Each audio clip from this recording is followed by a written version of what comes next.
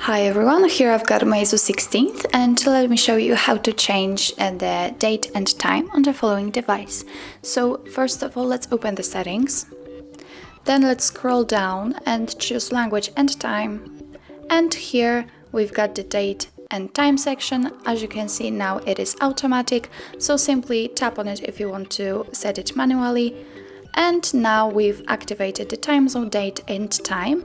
You can choose, of course, the time zone you want. There is plenty of options, so let me choose Dubai. And let me pick the date by swiping the sections and the time. And OK, as you can see there is an option to use 24-hour format, but if you click on it you will turn it off and switch to 12-hour format if you want. Also, let me activate it.